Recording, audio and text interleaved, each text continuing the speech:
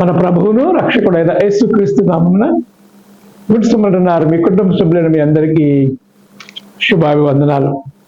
దేవుని యొక్క మహాకృపను బట్టి గతించిన వారమంతా దేవుడు తన కృపలో మనల్ని కాపాడి ఈస్టర్ పండుగను దేవుని నామ మహిమార్థమై మనం సంతోషకరంగా జరిగించుకొని దేవుని యొక్క కృపలో మరి యొక్క పునరుద్ధాన దినము దయచేసి ఆయన సన్నిధానంలో ఆయన బిడ్డలుగా ఆయన నామాన్ని ఘనపరిచేవారుగా, స్తుతించేవారుగా, ఆరాధించేవారుగా, మరి ముఖ్యముగా దేవుని యొక్క వాక్యముతో మన జీవితాలను సరిచేసుకునే వారిగా ఉండడానికి దేవుడు మరి యొక్క అవకాశాన్ని మనకు దయచేసినటువంటి విధానాన్ని బట్టి దేవాతి దేవునికి మనమందరము కూడా వందనములు, స్తుతులు, స్తోత్రాలు చెల్లించవలసిన వారమై ఉన్నాము. ఈ వారము ఈస్టర్ తరువాతి మొట్టమొదటి ఆదివారంలోనికి మనం ప్రవేశించి ఉన్నాం. ఈ వారములకు ఇవ్వబడినటువంటి లేఖన అంశములను మనం ఆలోచన చేస్తూ ఉంటున్నప్పుడు పాత నిబంధన పాఠ్య భాగముగా ఆదికాండ గ్రంథము 32వ అధ్యాయము 22వ వచనం నుండి 31వ వచనం వరకు పత్రికా పాఠ్య భాగముగా పరిశుద్ధమైనటువంటి పేతురు భక్త కోటికి రాసినటువంటి మొదటి పత్రిక మొదటి అధ్యాయము 3వ వచనం నుండి 9వ వచనం వరకు, అలానే సువార్త పాఠ్య భాగముగా పరిశుద్ధమైనటువంటి యోహాను రాసినటువంటి సువార్త 21వ అధ్యాయము 15వ వచనము నుండి 19వ వచనము వరకు ఉన్నటువంటి లేఖన అంశములు ఈ వారము మనకు పాఠ్య భాగములుగా ఇవ్వబడి ఉన్నవి. ఈ లేఖనములను ధ్యానం చేయడానికి ముందుగా ఆత్మదేవుని సహాయాన్ని కోరుకుందాం. కృపయు కనికరము గల ప్రియ పరమ తండ్రి, వందనములు, స్తుతులు, స్తోత్రాలు నాయన. దేవాన్ని కృపను బట్టి గతించిన వారమంతా నీ కృపలో మమ్మల్ని కాపాడి సంరక్షించి మా బ్రతుకులో మరి యొక్క పునరుద్ధాన దినము దయచేసి నీ సన్నిధానంలో నీ బిడ్డలుగా మేము మందిరములు చేరి నేను స్తుతించి గణపరిచి ఆరాధించే భాగ్యాన్ని మీరు మాకు ఇచ్చినందుకు నీకు వందనములు, స్తుతులు, స్తోత్రాలు చెల్లిస్తూ ఉన్నాం. కొద్ది నిమిషములు ఈ వాక్యమును ధ్యానింపనటుండగా నీ ఆత్మచేత నన్ను మమ్ము నింపి నడిపించండి. నా నోటి మాటలు, నా హృదయ ధ్యానము నీ దృష్టికి అంగీకారములుగా చేయమని, మహిమ పొందుకోమని నీ కుమారుడు రక్షకుడైన యేసుక్రీస్తు నామమున ప్రార్థించి వేడుకొనుచున్నాము తండ్రి, ఆమేన్. ఈస్టర్ తరువాతి మొట్టమొదటి ఆదివారం వరకు ఏర్పాటు చేసినటువంటి లేఖనములను మనం ఆలోచన చేస్తూ ఉన్నప్పుడు మరి ముఖ్యముగా పరిశుద్ధుడైనటువంటి యోహాను రాసినటువంటి సువార్తలో ఈ 21వ అధ్యాయములో ప్రభువైనటువంటి యేసుక్రీస్తు వారు పేతురుతో డైరెక్ట్ ఎన్కౌంటర్, ముఖాముఖిగా మాట్లాడుతున్నటువంటి విషయాలు మనం ఆలోచన చేస్తూ ఉన్నాం. పునరుద్ధరణ అయిన తరువాత యేసుక్రీస్తు మరి 40 దినములు మరి అనేక మందికి కనిపించినటువంటి విషయం మనందరికీ తెలుసు. అయితే మరి ముఖ్యముగా ప్రత్యేకముగా దేవాతి దేవుడు పేతురుతో ముఖాముఖిగా, అంటే శిష్యులందరితో కూడా మాట్లాడాడు, కానీ ప్రత్యేకముగా పేతురుతో ప్రత్యేకముగా మాట్లాడిన విషయాన్ని మనం ఈ వారము ఆలోచన చేస్తూ ఉన్నాం. ప్రభువైనటువంటి యేసుక్రీస్తు వారు పేతురు గారి మీద చాలా బాధ్యతను ఉంచాడు. శిష్యులందరికంటే ఎక్కువ బాధ్యతను ఉంచినటువంటి విషయాన్ని కూడా మనం ఆలోచన చేస్తూ ఉన్నాం. తిరిగి పునరుద్ధరణ యేసుక్రీస్తు వారు ఆ పేతురుని ఇంకా దర్శింపక పూర్వము మనం చూస్తూ ఉన్నప్పుడు తిరిగి మళ్ళా అతడు చేపల వేటకు వెళ్ళడం, ఆ చేపలు రాత్రంతా కూడా వీడు వేట ఆడుతున్నటువంటి సందర్భం జ్ఞాపకం చేసుకుంటే ఒక్క చేప కూడా పడకపోవడం, ఇవన్నీ చూస్తూ ఉన్నాం. యేసుక్రీస్తు వారు మరి అక్కడికి వచ్చి వాళ్ళు పిలుస్తూ ఉంటున్నప్పుడు, దగ్గర ఏమైనా చేపలు ఉన్నాయని అడుగుతున్నప్పుడు ఏమీ లేవని చెప్తూ ఉన్నారు. అయితే మీరు దూడను మీ వలను దోనికి కుడివైపున వేయండి అని చెప్తూ ఉంటున్నప్పుడు వాళ్ళంతా ఆలోచన చేశారు, ఇదేంటి కుడివైపు ఏమంటున్నారు అనేటువంటి ఆలోచన చేసిన వారమే వారు అనుభవం అంతా పక్కకు పెట్టేశారు. ఎక్కడ ఏ చేపలు ఉంటాయి, ఏ లోతులో ఏ చేపలు ఉంటాయో జాలర్లకు మనము చెప్పవలసినటువంటి అవసరం లేదు.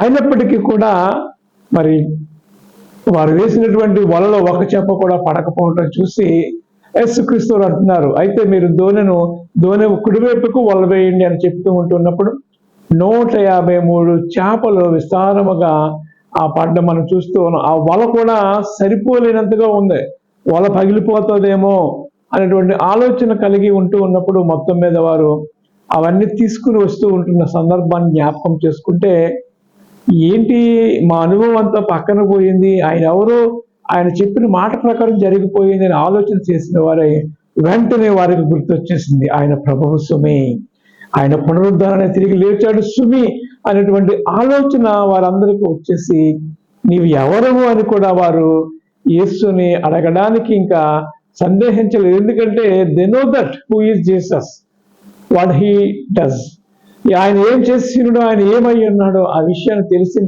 ఎరిగిన వారై ఆయన పునరుద్ధరణ వచ్చాడు, మన దగ్గరకు వచ్చారు అనే విషయాన్ని మాట్లాడిన తర్వాత ఆ చేపలు కూడా మరి నిప్పుల మీద కాల్చుకుని తిన్న తర్వాత ప్రశాంతమైనటువంటి వాతావరణంలో పేతురుతో మాట్లాడుతున్నారు. అరే బాబు పేతురు, నీవు నిజంగా నన్ను ప్రేమిస్తూ ఉన్నావా?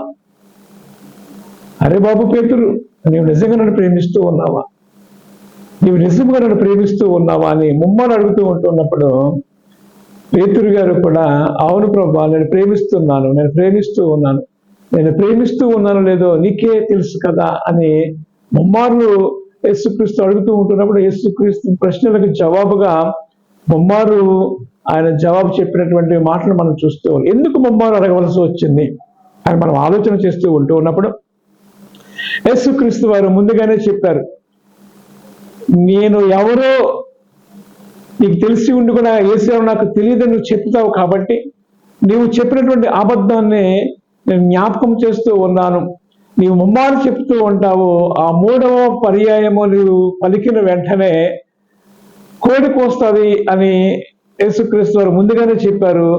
3వ మారు అక్కడ ఉన్నటువంటి పరిస్థితి చెప్తూ ఉంటున్నప్పుడు కోడి కూసిన విషయాన్ని జ్ఞాపకం చేసుకుని వెంటనే పశ్చాత్తాపడ్డాడు. అయ్యో నా దేవుడు, ముమ్మారు నేను అబద్ధం ఆడుతానని ముందుగానే చెప్పాడు, అలాగే నేను చెప్పేశాను, తెలుసో తెలియకో అనుకోకుండా జరిగిపోయింది ఇది.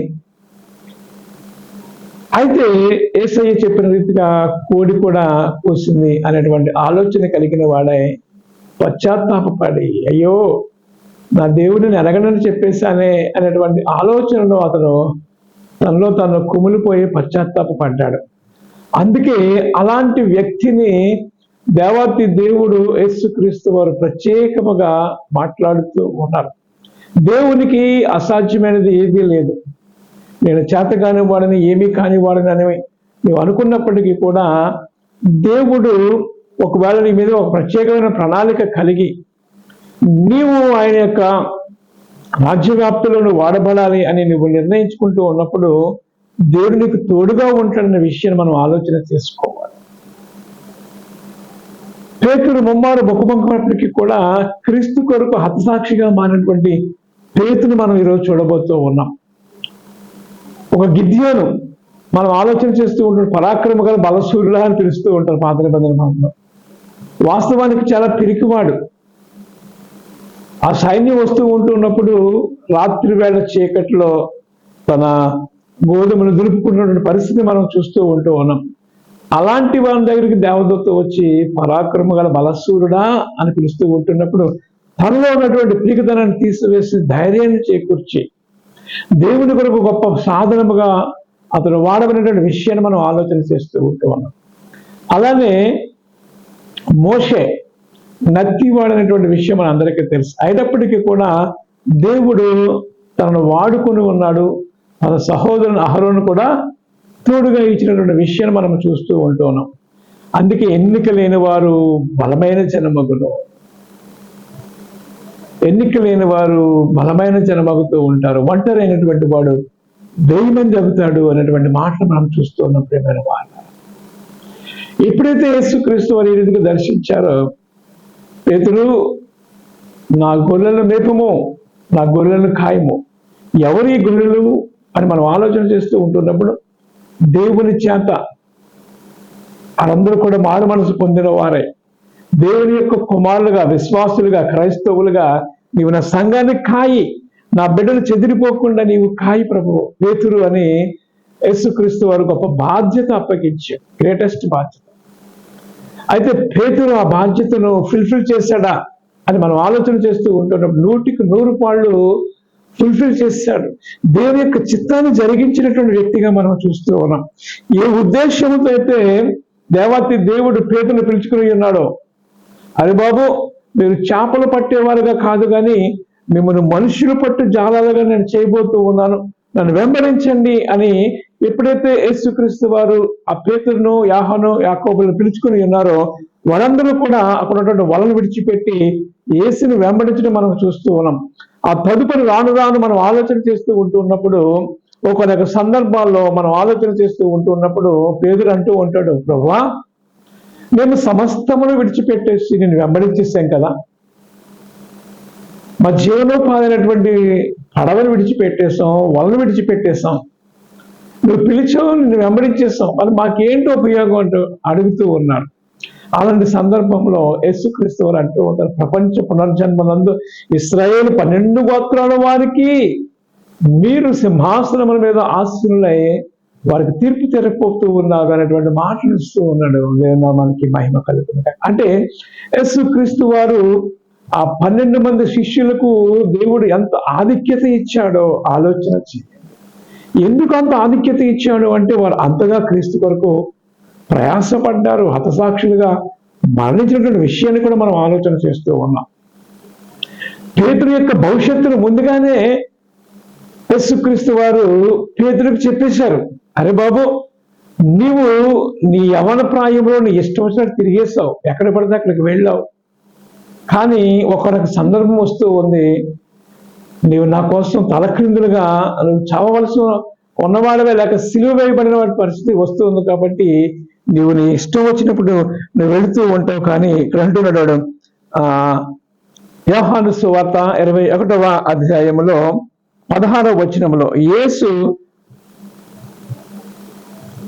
నా గొర్రెల మేపము నీవు యవ్వనుడివై ఉండినప్పుడు నీ అంతట నీవే నడుము కట్టుకొని నీకిష్టమైనటువంటి చోటికి వెళుచూ ఉంటివి, నీవు ముసలివాడవైనప్పుడు నీ చేతులు నీవు చాచుదువు, వేరొకడు నీ నడుము కట్టి నీకిష్టము కాని చోటికి నిన్ను మోసుకొని పోవనని నీతో నిశ్చయముగా చెప్పుచూ ఉన్నాను అని ఆయనతో చెప్పాను. పేతురు గురించి యేసుక్రీస్తు వారు ముందుగానే సెలవిచ్చేసాడు. అతను ఏ రీతిగా ఆ దేవుని కొరకు ఒక రాయబారిగా, ఒక అంబాసిడర్గా, ఒక సేవకునిగా వాడబడుతూ ఉంటాడో, ఏ రీతిగా క్రీస్తు కొరకు శ్రమలు అనుభవిస్తూ ఉంటాడో, ఏ రీతిగా క్రీస్తు కొరకు తలక్రిందులుగా ఆయన ముందుగా మరణించబోతూ ఉంటాడో, సిలువ వేయబడుతూ ఉంటాడో, ఆ విషయాన్ని ముందుగానే పేతురుకు దేవుడు చెప్పేశాడు. ఇలాగా పేతురికి దేవునికి చాలా దగ్గర సహవాసం ఉన్న విషయాన్ని మనం ఆలోచన చేస్తూ ఉంటూ ఉన్నాం.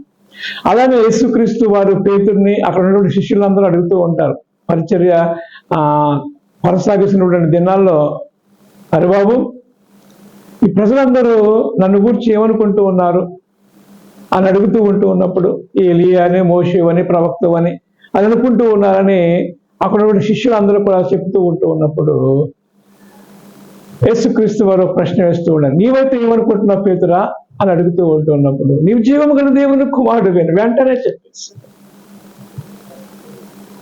అంటే పేతురు దుడుకు స్వభావం, స్పీడ్, ఏదైనా చెప్పాలనుకున్నా చేయాలనుకున్నా వెంటనే ఆలోచించకుండా దుడుకు స్వభావము, దురుసు స్వభావము కలిగినటువంటి వ్యక్తిగా మనం చూస్తూ ఉన్నాం. ఆ పేతురు బడా నువ్వు పెట్రోల్స్ అనబడుతూ ఉంటావు, బండ మీద సంఘాన్ని నువ్వు కట్టబోతూ ఉంటావు అని అక్కడ కూడా పేతురుని దేవుడు అభినందించినటువంటి విషయాన్ని మనం జ్ఞాపకం చేస్తూ ఉంటూ ఉన్నాం.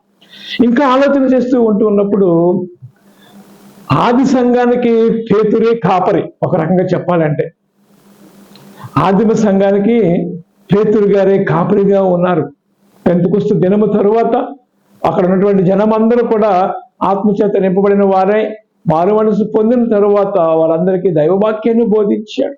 చాలా కాలం వారందరికీ కాపరిగా ఉండి నడిపించినటువంటి విషయాన్ని కూడా మనం ఆలోచన చేస్తూ ఉంటాం రాబోతున్నటువంటి దినాల్లో ప్రియమైన వారలారా.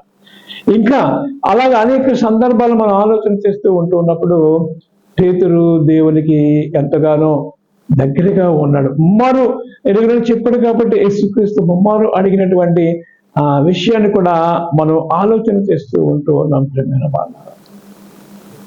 ఈ రీతిగా యేసుక్రీస్తు వారు మరి బలహీనుడిగా ఉన్నటువంటి పేతురుని బలపరిచాడు. నా గొర్రెల కాయమని గొప్ప బాధ్యతను అప్పగించాడు. ఆ బాధ్యతను అతడు ఫుల్ఫిల్ చేసిన విషయాన్ని మనం ఆలోచన చేస్తూ ఉన్నాం ప్రియమైన వాళ్ళారా. అతడు ఏ రీతిగా మరణించబోతూ ఉన్నాడనే విషయం, అతడు ఎట్టి మానవులను దేవుని మహిమపరచునో దానిని సూచించి ఆయన ఈ మాట చెప్పాను, దేవుని నామమునకు మహిమ కలుగును గాక. ఆ రీతిగానే దేవుని కొరకు అతడు జీవించాడు. అపోస్తుల కార్యముల గ్రంథము మరి మొదటి 9 అధ్యాయాలు కూడా మనం ఆలోచన చేస్తూ ఉంటూ ఉన్నప్పుడు పేతురు మరి అదొక సెలబ్రిటీగా, గ్రేటెస్ట్ హీరోగా మారిపోయినటువంటి విషయాన్ని మనం చూస్తూ ఉంటూ ఉన్నాం. క్రీస్తు కొరకు అపోస్తుల కార్యముల గ్రంథం మనం ఎన్నిసార్లు ధ్యానించినప్పటికీ కూడా ఆ పరిశుద్ధాత్మ దేవుడు ఆది సంఘమును ఏ విధముగా నడిపించాడో, ఏ విధముగా కట్టాడో, ఏ విధముగా శిష్యులను బలపరిచి పరిశుద్ధాత్మ అభిషేకముతో ఆశ్చర్య కార్యములు, అద్భుతములు, సూచక్రియలు ఎన్నో చేయించుకున్నాడు.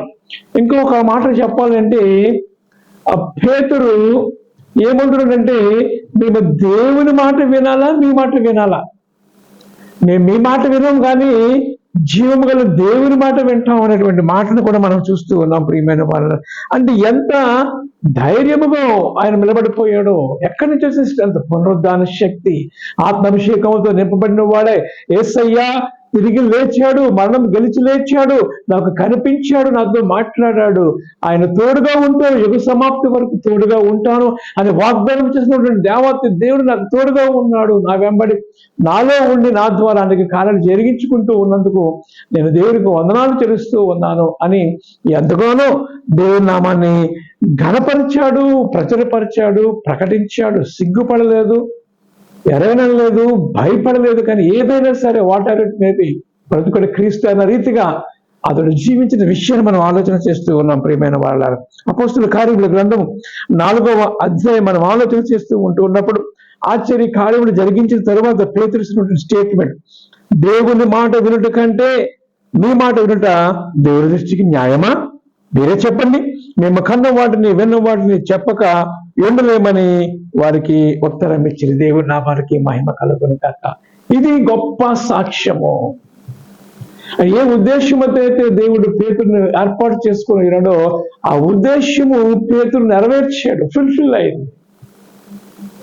నేను క్రీస్తు కొరకు జీవిస్తూ ఉన్నాను, మేము మీ మాట వినలేము, మేము దేవుని మాట ఏ ఉద్దేశంతో దేవుడు మాకు పిలుచుకొని ఉన్నాడు, మేము ఆయన చూసి ఉన్నాము, ఆయన మాకు కనిపించాడు, ఆయన కొరకు మేము జీవిస్తూ ఉన్నాము, మేము దేవుని మాట వినడానికి వస్తూ ఉన్నాం. మీరు మమ్మల్ని కొట్టినా, చంపినా, తిట్టినా, మీరు మాట్లాడొద్దని చెప్పినా సరే మేము అదే చేస్తూ ఉంటాం. ఎంత ధైర్యంగా మాట్లాడుతున్నాడు పేతురు. ఇజ్రాయేల్ ప్రజలకు చేసినటువంటి మొట్టమొదటి ప్రసంగము, కడుగట్టినటువంటి మత తీవ్రవాదులు వాళ్ళందరూ కూడా, మత ఛాందస్యవాదులు, వారికి యేసుక్రీస్తును పరిచయం చేశాడు. ఎప్పుడైతే నేను ఎరుగునని చెప్పాడో అదే దేవుడు నేను క్రీస్తు కొరకు జీవిస్తూ ఉన్నాను అనే విషయాన్ని మనం చూస్తూ ఉన్నాం. ఇంకా ఆలోచన చేస్తూ ఉంటున్నాం. ఇదే అపోస్తుల కార్యముల గ్రంథం 4వ అధ్యాయం 12వ వచనం మనం ఆలోచన చేస్తూ ఉన్నప్పుడు, ఏ నామము లేదు, యేసు నామమే మీకు రక్షణ కలిగించే నామము అని ఖండితంగా చెప్పాడు. 4వ అధ్యాయం 12వ వచనం. ఎవరి వలన మీకు రక్షణ లేదు ఓ ప్రియమైన ఇశ్రాయేలు ప్రజలారా? పేతురు ప్రసంగం, ఇశ్రాయేలు జనాంగమా, మీరు ఎవరినైతే సిలువ వేసేసారో ఆయన మరణం బంధించడం అసాధ్యము కాబట్టి తండ్రి నుండి దేవత దేవుడు ఆయన లేపి ఉన్నాడు, ఆయన లేచాడు, ఆయన పునరుద్ధరణ సాక్ష్యం అయి ఉన్నాం. కాబట్టి మీరు రక్షణ పొందాలి అంటే ఆయన విశ్వాసం ఉంచండి. ఆయనే జీవము మోక్ష మార్గం అయి ఉన్నాడు. కాబట్టి ఆయన మిమ్మల్ని రక్షించేవాడు, పరలోకములు తీసుకుని వెళ్ళేవాడు, మిమ్మల్ని విడిపించేవాడు, నిత్యత్వంలోనికి మిమ్మల్ని తీసుకుని వెళ్ళి ఆయన ఉన్న స్థలంలో మిమ్మల్ని తీసుకుని వెళ్ళాలి. అలాంటి దేవుడు మా దేవుడు. కాబట్టి ఎవరి వలనను మీరు రక్షణ పొందలేరు అనేటువంటి మాటను జ్ఞాపకం చేస్తూ ఉన్నాడు ప్రియమైన వాళ్ళారా. అంటూ 4వ అధ్యాయం 2వ వచనంలో, మరి ఎవరి వలన రక్షణ కలగదు, ఈ నామం వలననే మనము రక్షణ పొందవలను కానీ ఆకాశము క్రింద మనుషుల్లో ఇయ్యబడినటువంటి మరి ఏ నామం వలన మనము రక్షణ పొందలేము. What a wonderful statement about God. ఎంతో ధైర్యము కలిగి క్రీస్తు కొరకు ప్రసంగము చేసినటువంటి వ్యక్తిగా మనము చూస్తూ ఉంటూ ఉన్నాం. ఏ నామము లేదు, ఏ దేవుడు లేడు, ఆయనే భూమిని ఆకాశం సృష్టించినటువంటి వాడు. ఆయన నామంలో మనం రక్షణ పొందుతాము. మనుషుల్లో ఇవ్వనటువంటి ఏ నామం, ఆకాశము క్రింది మనుషుల్లో ఇవ్వబడినటువంటి మరి ఏ నామమున రక్షణ పొందలేము.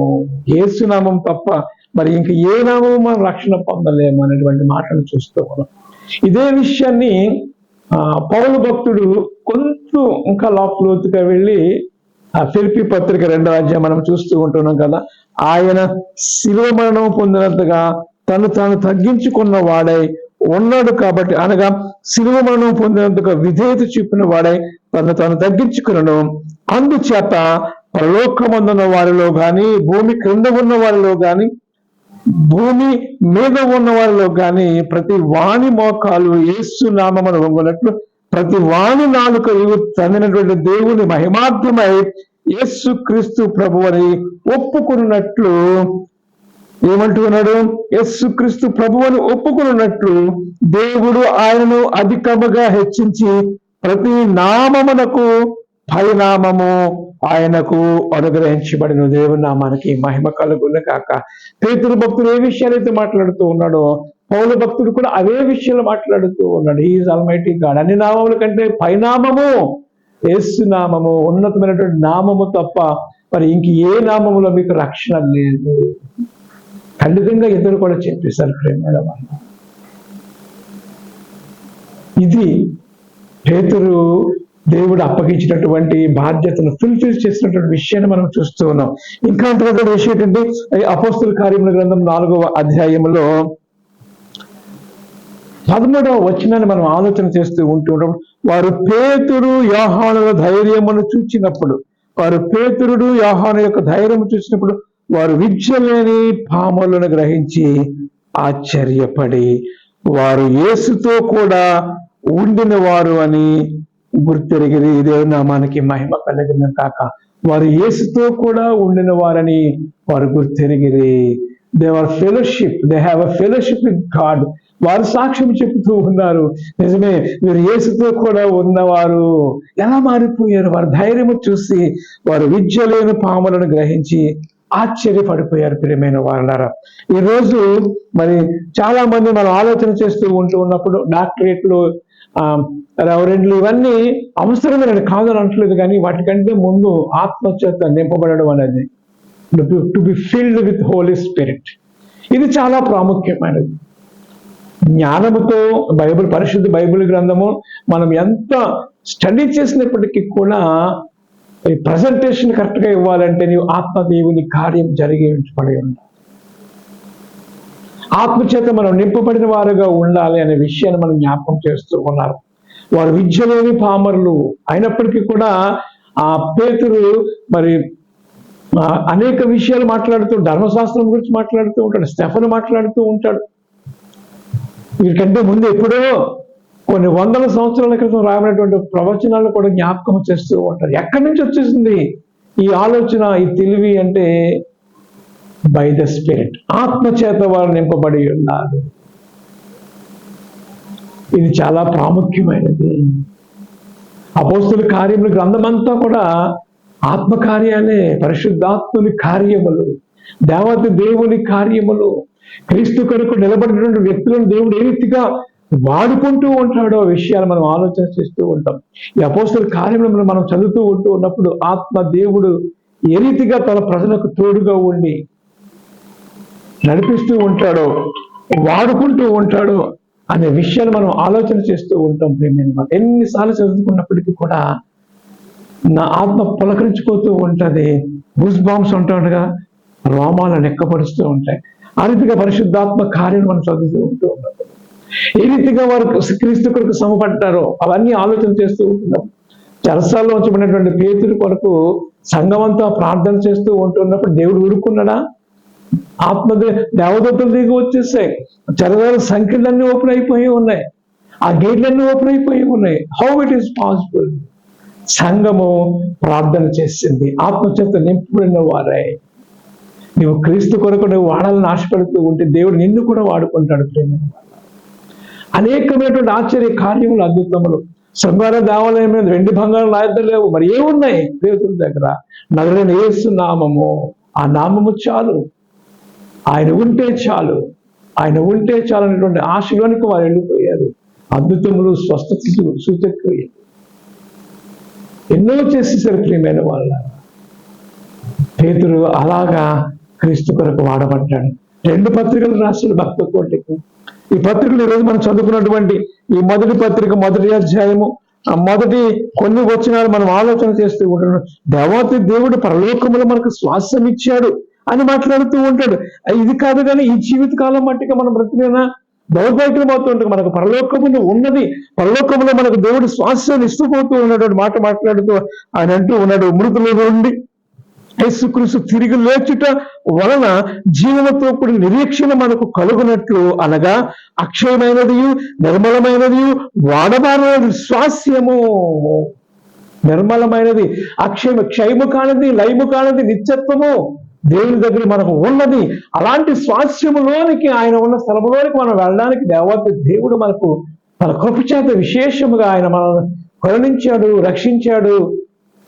రక్తము చేత మనం కడగబడి ఉన్నాము, కొనబడి ఉన్నాము అనేటువంటి మాటలు మాట్లాడతాడు. క్షయమైపోయి వెండి బంగారం వంటి వస్తువుల చేత మీరు విమోచింపబడలేదు కానీ పరిశుద్ధుడు, నిర్దోషుడు, గొర్రెపిల్ల వంటి క్రీస్తు రక్తము చేత మీరు విమోచింపబడి మీరు ఎరుగురా అని భక్త కోటికి లేఖ రాస్తూ మాట్లాడుతున్న విషయాన్ని మనం ఆలోచన చేస్తూ ఉన్నాం ప్రియమైన వాళ్ళ. ఇక్కడ అంటూ ఉన్నాడు, ఏమన్నాడు? వాడబారినటువంటి స్వాస్థ్యము మనకు కలుగునట్లు ఆయన తన విశేష కనికరము చెప్పిన మనలను మరలా జన్మింపచేశాను. మోరన్ అగైన్ క్రిస్టియన్స్. ఇది క్రైస్తవులుగా నూతన అనుభవంలోనికి మనం రావాలంటే, క్రైస్తవులుగా బాప్తిస్మం పొంది ఈ లోకంలో చచ్చిన వారుగా క్రీస్తు కొరకు జన్మించిన వారిగా మనం ఉండాలి అని దేవుడు మనకి ఈ అనుభవాన్ని ఇచ్చాడనే విషయాన్ని ఇక్కడ జ్ఞాపకం చేస్తూ ఉన్నాడు ప్రియమైన వారలారా.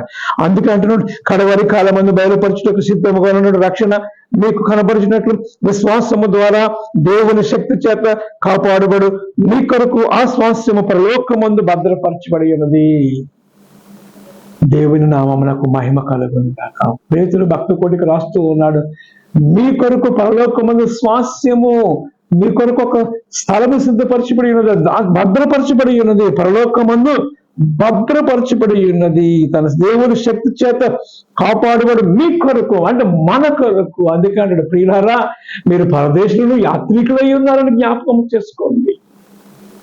ఇదేదో శాశ్వతం కాదు, మీరు పరదేశులను యాత్రికులై ఉన్నారు. మీరు క్రీస్తు రక్తం చేత ఎందుకు కడగబడలో తెలుసా? దేవుని యొక్క గుణగణాలను ప్రచురం చేయ నిమిత్తం మీరు యాజకులు అయి ఉన్నారు, యాజక సమూహం అయి ఉన్నారు అనే విషయాన్ని జ్ఞాపకం చేస్తూ ఉన్నారు. ఈ రీతిగా పేతురు మరి ఎంతో క్రీస్తు కొరకు శ్రమను అనుభవించాడు, క్రీస్తును ప్రకటించాడు. అలాంటి పేతురు ఎన్నో శ్రమలు అనుభవించాడు తన జీవిత కాల చివరి దశలో.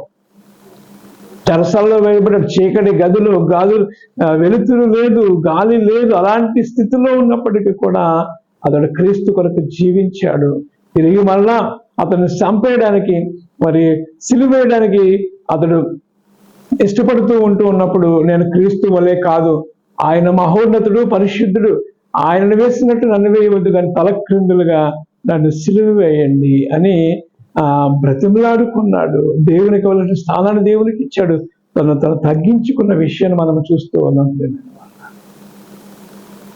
కాబట్టి ఏ ఉద్దేశం అయితే దేవుడు పేతురు తన బాధ్యతను అప్పగించాడో అతను ఫుల్ఫిల్ చేశాడు. బడా నమ్మకమైన దాసుగా అన్నాడు, సంఘమును కాపాడాడు, ఎన్నో శ్రమలు ఎదుర్కొన్నాడు. పేతురు పౌలుతో కలిసి పరిచయం చేశాడు. ఇద్దరు కూడా దేవుని గురించి సంభాషించుకున్నారు. చిన్న చిన్న తప్పులు ఉంటే కూడా అవన్నీ కూడా సరిచేసుకుని క్రీస్తు కొరకు జత పని వారుగా వారిద్దరు కూడా పనిచేసినటువంటి విషయాన్ని కూడా మనం చూస్తూ ఉన్నాం. వాళ్ళ పేతురు ఇగో పరలోకం తాళపు ఇవ్వబోతూ ఉన్నాను అని దేవుడు పేతురుతో మాట్లాడుతూ ఉన్నాడు. పేతురు ఈజ్ ద ఫస్ట్ ఎవాంజలిస్ట్. నిజంగా చెప్పాలంటే శిష్యులలో పునరుద్ధానం తరువాత క్రీస్తు కొరకు హతసాక్షిగా చనిపోయినటువంటి వ్యక్తిగా మనం చూస్తూ ఉన్నాం. అనేక మంది మరి మనం చూస్తూ ఉన్నాం పరిశుద్ధ బైబిల్ గ్రంథంలో భక్త క్రీస్తులందరూ చూస్తూ ఉన్నాం ప్రియమైన మన్నారా. అక్కడ పేతురు అప్పగించినటువంటి బాధ్యతను ఫుల్ఫిల్ చేశాడు. మనకి ఇవ్వనటువంటి బాధ్యత ఏంటి? ఇదిగో నేను మీకు యుగ సమాప్తి వరకు తోడుగా ఉన్నాను. తండ్రి యొక్క కుమారు యొక్క పరిశుద్ధాత్మ యొక్క నామములోనికి బాప్తిస్మించండి. మీకు ఏ సంగతులు ఆజ్ఞాపిస్తున్నాం వాటన్నిటినీ కూడా మీరు చెప్పండి, నేను మీకు తోడుగా ఉంటాను అని చెప్పినటువంటి దేవతి దేవుడు ఈ ఉదయకాల సమయంలో తన ఆత్మచేత నింపబడిన వారుగా పేతురు గారి యొక్క జీవితాన్ని ఆదర్శంగా తీసుకొని మనము కూడా మనకు అప్పగించినటువంటి పనిలో నమ్మకముగా ఉండి బలా నమ్మకమైన దాసుల అనిపించుకోవడానికి దేవుడు తన ఆత్మచేత మనల్ని ముద్రించి కాపాడి సంరక్షించి తన మహిమ కొరకు ప్రత్యేకమైనటువంటి పాత్రగా మనందరినీ వాడుకున్న కాక. ఆమేన్. దయగల తండ్రి నీకు వందనాలు చెల్లిస్తున్నాను. నీ కృపను బట్టి ఉదయకాల సమయంలో వ్యక్తమైనటువంటి వాక్యం అనేకులలో నాటుటకు, నిలుచుటకు, ఫలించుటకు నీ కృప అనుగ్రహించమని ప్రార్థిస్తున్నాను. దేవా, పేతురు వల్లే మేము కూడా జీవించి నీ కొరకు మేము నాయన ఒక జ్యోతుల వల్లే ప్రకాశించే భాగ్యం మా అందరికీ దయచేయమని, దేవ వాక్యం బిడ్డలందరినీ దీవించి ఆశీర్వదించి మహిమ పొందుకోమని ఇప్పుడు ఈ కుమారుడు మా రక్షకుడైన యేసుక్రీస్తు నామమున ప్రార్థించి వేడుకొని చున్నాము తండ్రి. ఆమేన్. మన తండ్రి దేవుని ప్రేమయు ప్రభువైన యేసుక్రీస్తు కృపయు ఆత్మదేవుని అన్యోన్య సహవాసము మీ అందరికీ తోడైండును గాక. ఆమేన్.